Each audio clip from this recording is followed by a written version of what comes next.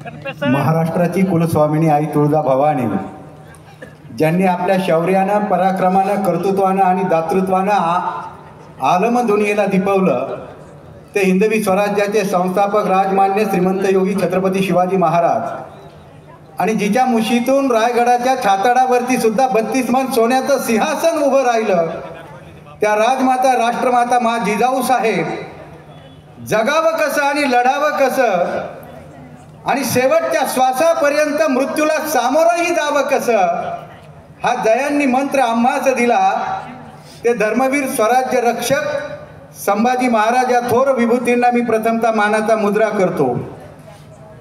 जे दिसतात घराघरात त्यांचं नाव आहे सहकार महर्षी भाऊसाहेब थोरात। जे दिसतात घराघरात त्यांचं नाव आहे सहकार महर्षी भाऊसाहेब थोरात, आणि जे बसतात तरुणांच्या तुमच्या आमच्या हृदयात त्यांचं नाव आहे बाळासाहेब थोरात। खरं तर आज पाहायला गेलं तर महाविकास आघाडीच्या या सभेच्या निमित्तानं बाळासाहेब थोरातांच्या पाठीमागं उपस्थित असणारा हा संपूर्ण जनसमुदाय एक प्रकारची या व्यासपीठावर बसणाऱ्या संपूर्ण नेत्यांना खात्री देतोय की माझा नेता विधानसभेच्या सिंहासनावरती बसल्याशिवाय राहणार नाही। काल परवाची मी बातमी ऐकली, आदरणीय मोदीजी साहेबांची सभा, आणि त्यांनी आरोप केला महाविकास आघाडीच्या नेत्यांवरती की ही भ्रष्टाचारांची पार्टी आहे। मला त्यांना सांगायचं आहे, छोटा जरी असलो पण वयात मध्ये 10-1 वर्षाचा अंतर आहे, कारण मी आता रिटायर झालेलो आहे, त्यामुळे मला भीती नाही आहे।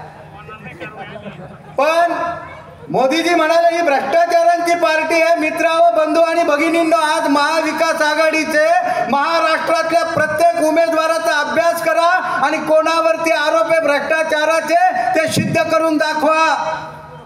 खरी तर भ्रष्टाचाराची पार्टी तुमची आहे। बारामतीच्या ताई इथेच 70,000 कोटीचा सिंचन घोटाळा केलेला माणूस तुम्ही तुमच्या दरबारात हजर करून घेतलाय। आदर्श घोटाळा केलेला माजी मुख्यमंत्री तुमच्या दरबारात हजर करून घेतलाय। अनेक घोटाळेबाज तुमच्या अवतीभोवती फिरताय आणि अजूनही काहींच्या पाठीमागे ईडीचा ससा लावलेला आहे, ससेमिरा लावलेला आहे। पण ईडीला न घाबरणारा एकच योद्धा या महाराष्ट्रामध्ये निर्माण झाला, आणि त्या योद्ध्याचे नाव होतं वय वर्ष 84 असणारे आदरणीय शरदचंद्रजी पवार साहेब। अरे मला कशाला नोटीस घेऊन येताय? मी तुमच्या ऑफिसमध्ये येतोय आणि पवार साहेब ईडीच्या दरबारात उभे राहिले तर दरवाजे बंद करून पवार साहेब तुम्ही येऊ नका, आमचं काम संपलेलं आहे। या महाराष्ट्रामध्ये आज शेतकऱ्यांची अवस्था आहे। 2014ला एक छानचं पोस्टर टीव्हीवरती येत होतं, फाशी घेतलेला शेतकरी कुठं नेऊन ठेवलाय माझा महाराष्ट्र। आणि आज विचार करावा लागतोय की त्या वेळपासून आतापर्यंत जर इतिहास उलगडला तर सर्वात जास्त शेतकऱ्यांची आत्महत्या फडणवीस साहेब तुमच्या नेतृत्वामध्ये झालेली आहे। एक नंदुरबारचा शेतकरी आहे, 5 एकरची जमीन बळकावण्याचा प्रयत्न आहे, आणि न्याय मागत मंत्रालयाच्या 6व्या मजल्यावरती जातोय, त्याला न्याय निवाडा मिळत नाही, परत खाली येतोय, हताश होतोय आणि खिशातून विषाची बाटली काढतोय आणि ढसा तिथे पिऊन आपली आत्महत्या, आपलं जीवन संपवतोय। मग कुठं नेऊन ठेवलाय फडणवीस तुम्ही माझा महाराष्ट्र?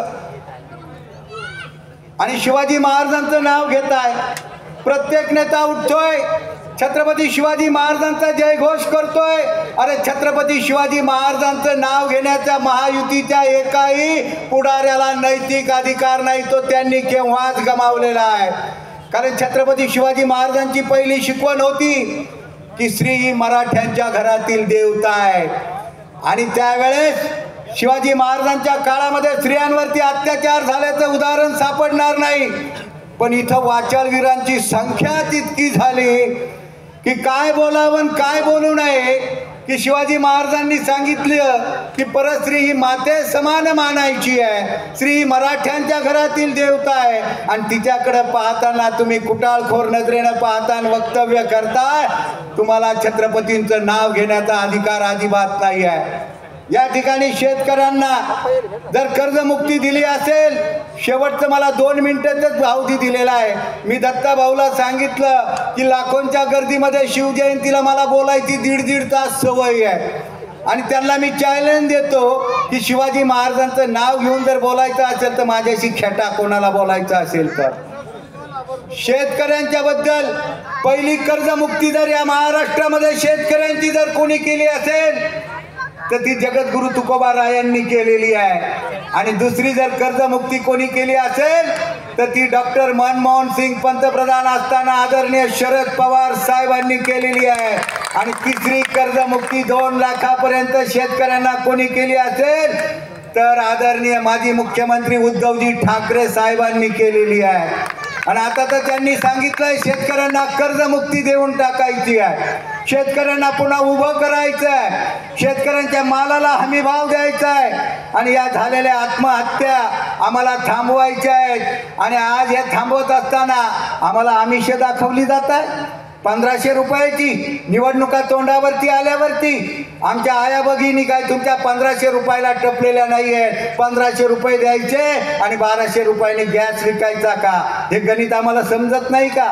समजतंय सगळं। आज उद्धव साहेबांवर टीका केली जाते, घर